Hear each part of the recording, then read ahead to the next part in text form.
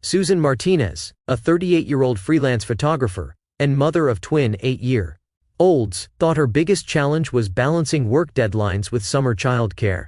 Then Julie Richardson knocked on her door at 9:47 p.m. on a humid Tuesday evening, demanding Susan pay a $200 fine for excessive guest usage of the community pool. What unfolded over the next 3 months would test everything Susan believed about fairness, community trust, and the courage required to stand up to corruption hiding in plain sight. Before this story begins, consider, how well do you really know who's making money from your community amenities? This happened just 8 months ago in Sunrise Gardens, a middle-class subdivision outside Phoenix. The families still live there today, but everything changed after what Susan discovered. The Sunrise Gardens Homeowners Association had always prided itself on maintaining one of the nicest community pools in the area. The sparkling blue water, surrounded by palm trees and equipped with a children's splash pad, served as the neighborhood's crown jewel. For Susan, juggling freelance photography assignments while keeping her energetic twins, Emma and Connor, entertained during summer break, the pool represented a lifeline. Every afternoon at 3 o'clock, after finishing her morning photo editing work, she'd pack sandwiches and sunscreen for their daily pool adventure. Susan had moved to Sunrise Gardens 3 years earlier, drawn by the family-friendly amenities and reasonable HOA fees. As a single mother following her divorce, every dollar mattered. Her photography business was finally gaining traction, specializing in family portraits and small weddings, but summer remained financially challenging with the kids out of school. The community pool allowed her to provide entertainment without expensive day camps or babysitters. The Martinez family had established a comfortable routine.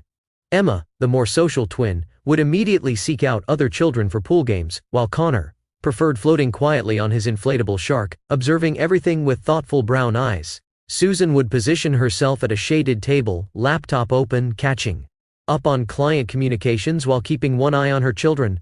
Occasionally she'd invite her elderly neighbor, Mrs. Chen, whose granddaughter visited from California twice each summer.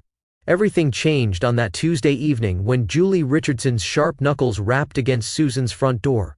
Julie had served as HOA president for 6 years, a position she'd claimed after moving to Sunrise Gardens from a corporate management role in Seattle. Tall and impeccably dressed even at nearly 10 p.m., Julie carried herself with the authority of someone accustomed to being obeyed without question. Her silver hair was pulled into a perfect chignon, and her navy blazer showed no wrinkles despite the Arizona heat. Standing on Susan's small front porch, Julie held an official-looking document with the HOA letterhead. Ms. Martinez, I'm here to inform you of a violation regarding your excessive guest usage of community facilities, Julie announced, her voice carrying the practiced tone of corporate authority. According to our records, you've exceeded the monthly guest limit by bringing unauthorized individuals to the pool area. Susan's stomach dropped as she accepted the fine notice. The document listed specific dates and times, noting unauthorized guest access with mathematical precision.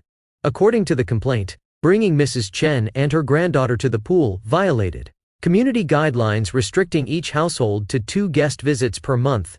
The fine totaled $200, with an additional $50 daily penalty for each future violation. Reading the notice under her porch light, Susan felt confused and defensive.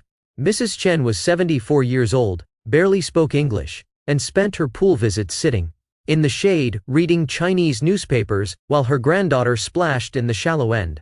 The idea that this posed some kind of community threat seemed absurd. Moreover, Susan had never received any previous warnings or notifications about exceeding guest limits. I wasn't aware of this specific rule, Susan said, trying to keep her voice steady. Could you show me where this is written in our community guidelines? I'd like to understand exactly what I'm being charged for. Julie's expression hardened slightly, a flash of irritation crossing her features. The rules are clearly outlined in the community handbook every resident received. Ignorance isn't an excuse for violations. This fine is effective immediately, and I expect payment within 10 business days. After Julie departed, leaving Susan standing in her doorway with the fine notice, Susan spent the evening searching through her HOA documents. The community handbook, a thin booklet she'd received during her move-in process, contained general guidelines about pool hours, safety requirements, and basic conduct expectations. However, the specific guest limitation rule cited in her fine appeared nowhere in the official documentation. The next morning, Susan called the HOA management company listed on her monthly dues statements. After being transferred through several departments, she finally reached a customer service representative who seemed genuinely surprised by her inquiry. According to the management company's records, Sunrise Gardens had no specific monthly guest limitation policy for pool usage. The representative suggested Susan request copies of any policy amendments that might have been passed after her original handbook was issued. This discrepancy troubled Susan more than the fine itself. As a photographer, she'd developed a keen eye for details that didn't align properly. Julie's confident assertion about established rules, combined with the management company's confusion, suggested something wasn't adding up. Susan decided to investigate further, treating the situation like a photo shoot, where she needed to capture the complete story, not just the surface image. Susan began observing the pool area more carefully during her daily visits with Emma and Connor. She noticed patterns she'd previously overlooked while focused on her children and work. Julie Richardson appeared at the pool frequently, but rarely during the crowded afternoon hours when most families gathered. Instead, Julie conducted what appeared to be inspections during quieter morning periods, walking the perimeter with a clipboard and occasionally taking notes or photographs. More intriguingly, Susan observed several occasions when the pool area was completely cleared of regular residents during what should have been peak usage hours. These incidents occurred on weekend mornings, when families typically gathered for swimming and socializing. During one Saturday morning visit, Susan found the pool area empty except for a private event to pool temporarily closed sign posted at the entrance gate. The sign looked professional, featuring the same design elements as other HOA communications, but something about its placement seemed wrong. Susan knew the community handbook specified that pool closures required 48-hour advance notice to all residents through official communication channels. She'd received no such notification, and asking neighbors revealed they were equally surprised by the unexpected closure. Susan's photography training had taught her to document unusual situations, so she began discreetly photographing these incidents. Her telephoto lens, originally purchased for wildlife photography, allowed her to capture clear images from her own backyard, which offered a partial view of the pool area.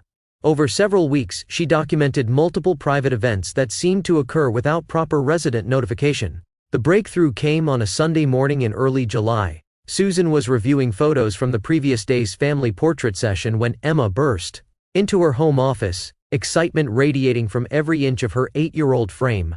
"Mom, there's a huge birthday party at the pool with a bounce house and everything," Emma announced, pressing her face against the window that overlooked the community area. "Can we go see?" Looking toward the pool, Susan saw elaborate party decorations, professional catering equipment, and at least 30 children splashing in water that should have been available to all community residents. A large inflatable slide had been installed in the deep end, and uniformed catering staff circulated among guests with trays of food. This was clearly not a simple family gathering, but a commercial-level event using community facilities. Susan retrieved her camera with the telephoto lens and began documenting the party from her back window. Through the viewfinder, she clearly identified Julie Richardson directing party activities, consulting with caterers, and coordinating what appeared to be a professionally managed birthday celebration. More significantly, Susan recognized Julie's daughter Ashley, a 28-year-old woman who'd recently returned to Phoenix after completing a degree in hospitality management. Ashley Richardson had launched a children's party planning business 6 months earlier, advertising elaborate birthday celebrations on social media platforms. Susan had actually seen Ashley's Instagram posts showcasing parties with aquatic themes, featuring pools, water slides, and professional photography. At the time, Susan had admired the creative party designs, never connecting them to her own community facilities. Photographing the Sunday party, Susan captured images of Ashley directing activities. While wearing a branded t-shirt reading "Splash Dreams Party Planning," professional party equipment, including specialized lighting and sound systems, suggested this wasn't a casual family celebration but a paid commercial event. The party continued for 4 hours, during which time no community residents had access to the pool that their monthly HOA fees helped maintain. Susan's investigation intensified over the following weeks. She began visiting the pool at different times, documenting which community residents used the facilities during various hours. Her findings revealed a troubling pattern. Whenever Ashley's party planning business had events scheduled, The pool became mysteriously unavailable to paying HOA members through various pretexts. Sometimes the closures were announced as maintenance periods that seemed to involve no actual maintenance work. Other times, private events appeared on the schedule without proper advance notification. On several occasions, the pool area was simply locked with no explanation, leaving families who'd planned swimming activities frustrated and confused. Susan's most damaging discovery came through online research. Ashley's party planning business website featured a gallery of past events, many clearly photographed at the Sunrise Gardens pool. The distinctive palm tree landscaping, unique splash pad design and custom tile work made the location unmistakably identifiable. Ashley was advertising exclusive pool venue access as a premium service, charging clients between $500 and $1,200 for parties depending on guest count and duration. The business model became clear. Julie was using her HOA president authority to restrict community access during profitable party bookings, essentially converting shared community property into a private commercial venue. Residents were unknowingly subsidizing maintenance and insurance costs for a facility being used to generate income for the Richardson family business. Susan's discovery created an ethical dilemma that kept her awake at night. Confronting Julie directly seemed dangerous, given Julie's willingness to issue arbitrary fines and her apparent control over HOA enforcement mechanisms. However, staying silent meant allowing the exploitation to continue while her neighbors remained unaware they were being systematically excluded from amenities they were paying to maintain. The situation became personal when Connor developed a summer cold that prevented him from swimming for several days. During his recovery period, Susan visited the pool alone, hoping to swim laps during the quieter morning hours she'd observed Julie using for her inspections. She arrived at 7 a.m. to find the pool area locked, with a handwritten sign reading "Emergency Maintenance. Pool closed until further notice." Peering through the fence slats, Susan could see the pool water was perfectly clear, with all equipment functioning normally. No maintenance vehicles or personnel were present. However, party setup equipment was stacked near the storage shed, suggesting another commercial event was planned for later that day. Susan's frustration finally overcame her conflict avoidance. She drove to the HOA management company's office, determined to file a formal complaint about the unexplained pool closures and questionable fine she'd received. The property manager, David Hoffman, listened carefully as Susan explained her observations and concerns. David's reaction surprised Susan. Rather than dismissing her complaint, he seemed genuinely troubled by the information she'd gathered. According to HOA governing documents, any commercial use of community facilities required board approval and specific insurance coverage. Pool closures needed advance notification and legitimate maintenance justification. Most importantly, board members were prohibited from using their positions for personal financial benefit. "What you're describing could constitute embezzlement," David explained, his expression growing serious. "If board members are generating income from community property without proper authorization and transparency, that's a violation of fiduciary duty. We need to investigate this immediately." David scheduled a formal investigation, requesting Susan provide all documentation and photographic evidence she'd collected. He also explained that other residents had filed similar complaints about pool access restrictions, but no one had previously connected these incidents to a systematic pattern of abuse. The investigation moved quickly once David involved the HOA's legal counsel. Arizona state law provided specific protections for community association members, including requirements for transparent financial reporting and prohibitions against board member self-dealing. Julie's commercial pool rental scheme violated multiple statutes designed to prevent exactly this type of exploitation. Meanwhile, Julie seemed to sense that her activities were under scrutiny. The arbitrary fines against Susan escalated, with new violations appearing weekly. Susan received citations for loitering when she worked on her laptop poolside, disturbing community peace when Emma and Connor played normal children's games, and unauthorized photography when she took pictures of her own children swimming. The harassment created tremendous stress for Susan's family. Emma began asking why they couldn't use the pool anymore, unable to understand why their summer routine had become so complicated. Connor, always sensitive to adult anxiety, started having difficulty sleeping.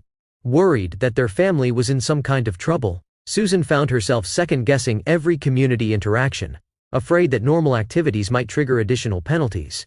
The pressure affected Susan's photography business as well. Client deadlines suffered when she spent hours responding to HOA citations and gathering evidence for David's investigation. Her concentration during photo shoots was compromised by stress and exhaustion. The financial burden of accumulating fines threatened her carefully managed budget, potentially forcing difficult choices between fighting the harassment and maintaining her family's stability. Susan's breaking point came during a particularly hot afternoon in late July. The twins had been cooped up inside for days due to pool restrictions, and Susan decided to risk another citation by taking them for a quick swim. They arrived to find the pool area filled with Ashley's latest party event, an elaborate celebration featuring a professional DJ, catered lunch, and more than 40 guests. While Susan's children pressed against the fence watching other kids enjoy the same pool their family helped fund, Julie approached with her customary clipboard and stern expression. "Ms. Martinez, you're in violation of community guidelines by attempting to access facilities." During a scheduled private event, Julie announced loudly enough for party guests to hear, "This will result in an additional $150 fine for disorderly conduct." Something inside Susan snapped.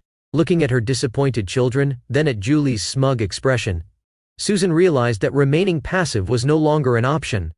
Her kids deserved better. Her community deserved better. The exploitation had to stop. "Where is this private event posted on the community calendar?" Susan asked, her voice carrying new steel. "Where is the 48-hour advance notification required by our governing documents? And why is my neighbor's daughter running a commercial business using amenities that my dues help maintain?" Julie's face flushed red, her composure cracking for the first time Susan had witnessed.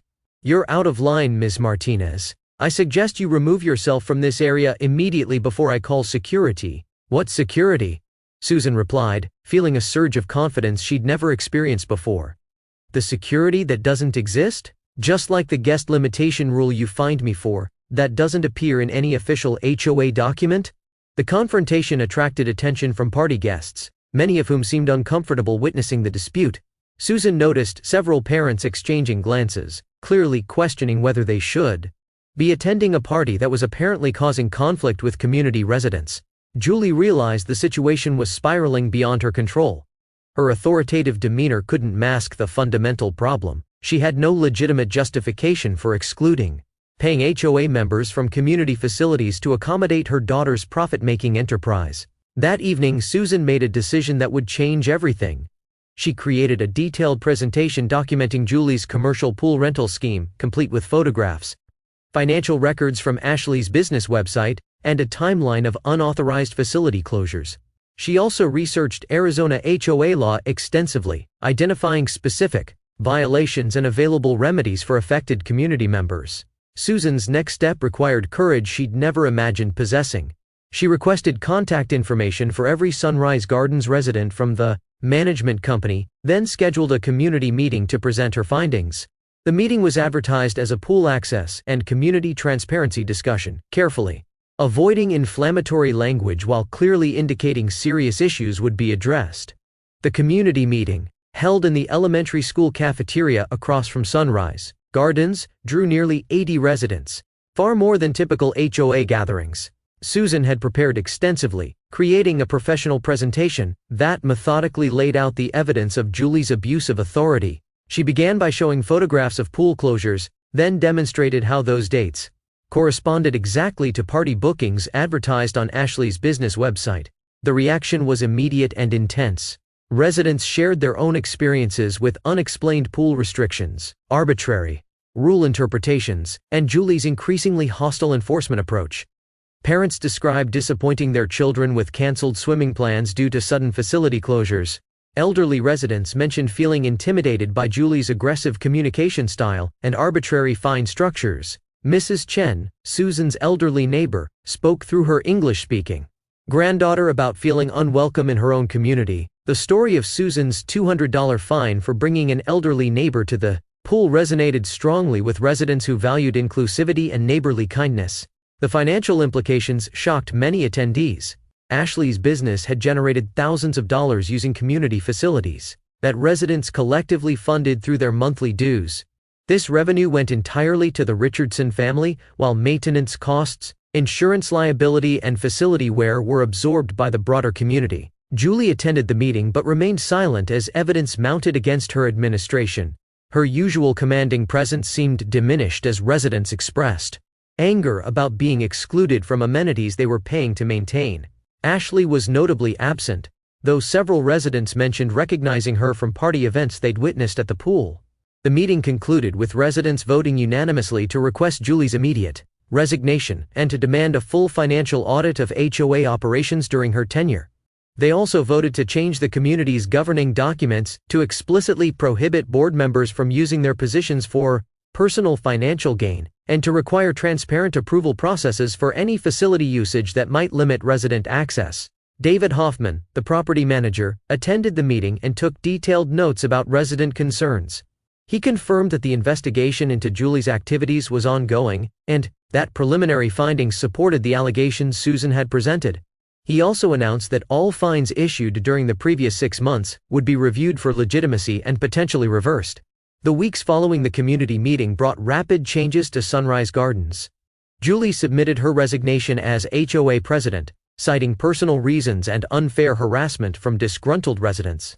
Ashley's party planning business suddenly stopped advertising pool venue access, removing all references to Sunrise Gardens facilities from her website and social media accounts.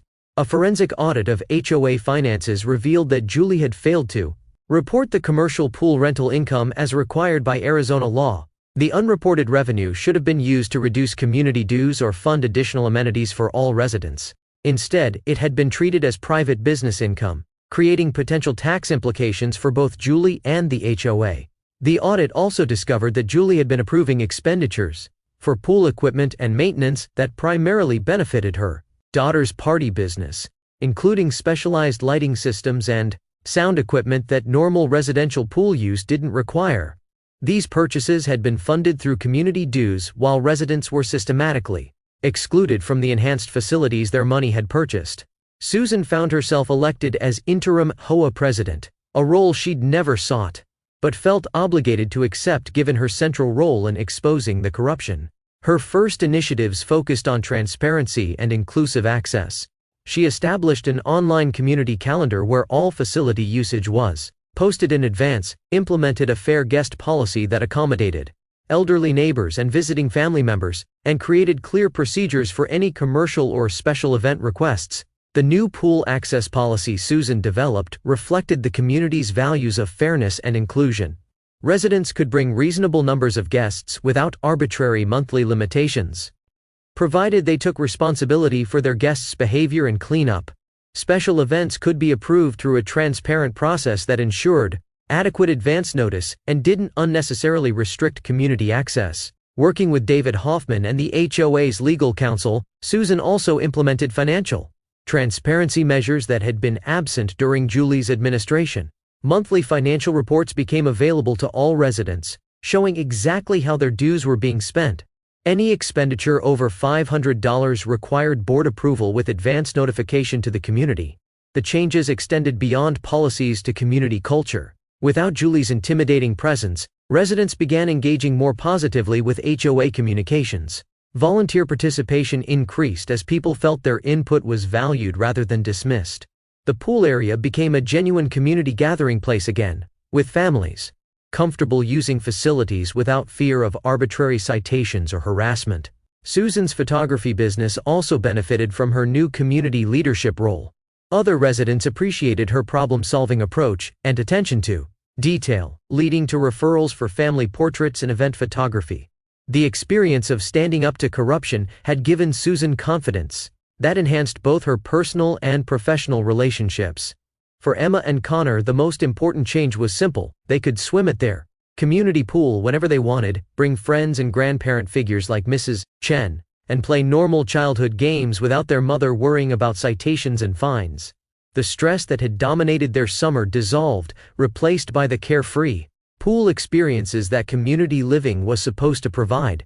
Julie Richardson moved away from Sunrise Gardens 6 months after resigning, selling her home quietly, without participating in any community events during the transition period. Residents learned through neighborhood rumors that she'd accepted a corporate management position in another state, apparently deciding that HOA leadership wasn't compatible with her management style.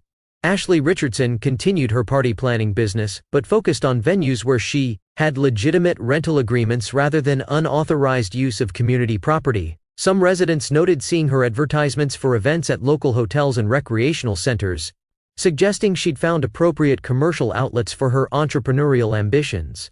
The legal consequences for Julie's misuse of community funds were resolved through a settlement agreement that required her to repay the unreported commercial rental income to the HOA. This money was used to fund community improvements that all residents could enjoy, including new pool furniture, enhanced landscaping, and a playground upgrade that particularly benefited families with young children. Mrs. Chen became a regular pool visitor, often bringing homemade dumplings to share with children who befriended her during their swimming activities. Her granddaughter's summer visits became community highlights, with other children eagerly anticipating her arrival and the cultural exchange opportunities her presence created. The guest restrictions that had once threatened to exclude Mrs. Chen became a symbol of how misguided policies could damage the very community connections that made neighborhood living valuable. Susan's investigation and community activism created lasting changes that extended far beyond pool access. Residents became more engaged with HOA governance, attending meetings regularly, and asking informed questions about community management. The transparency measures Susan implemented made it much more difficult for future board members to abuse their authority or use their positions for personal benefit. The Sunrise Gardens community that emerged from this conflict was stronger and more cohesive than it had been under Julie's authoritarian leadership. Residents had learned they could effectively advocate for fairness and accountability when they worked together.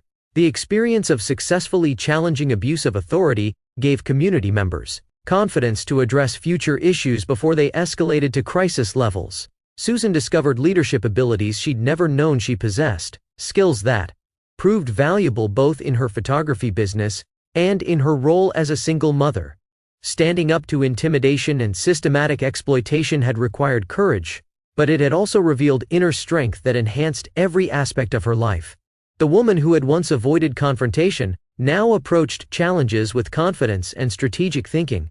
The twins learned important lessons about fairness, community responsibility, and the importance of standing up for what's right. They saw their mother transform from someone who accepted unfair treatment to someone who fought effectively for justice. They also experienced how community members could work together to solve problems and create positive changes that benefited everyone. Today, Sunrise Gardens operates with the transparency and fairness that residents deserve. Pool access is managed equitably, with clear policies that accommodate different family needs while maintaining community standards. The facilities are used for their intended purpose, providing recreational opportunities that enhance the quality of life for paying HOA members and their guests. The community calendar shows pool usage by residents throughout each week, with occasional approved special events that are properly noticed and don't exclude regular users. Children's birthday parties happen regularly, but they're hosted by families using their legitimate access rights rather than commercial operations that systematically exclude neighbors. Susan continues serving as HOA president, a role she's grown to appreciate for its opportunities to prevent problems rather than just react to them. Her experience with Julie's corruption made her vigilant about maintaining transparent financial practices and inclusive community policies. She's also become a resource for residents in neighboring communities who face similar governance challenges. The photography skills that helped Susan document Julie's abuse have found new purpose in creating positive community communications. Susan volunteers to photograph community events, create visual reports on HOA projects, and maintain the online presence that keeps residents informed about their neighborhood's activities and governance. Most importantly, the pool remains the community gathering place it was always meant to be. Families swim together on hot afternoons, elderly residents enjoy quiet morning exercise sessions, and children build friendships that strengthen neighborhood connections. The facility serves everyone who contributes to its maintenance through their monthly dues, just as the original community vision intended.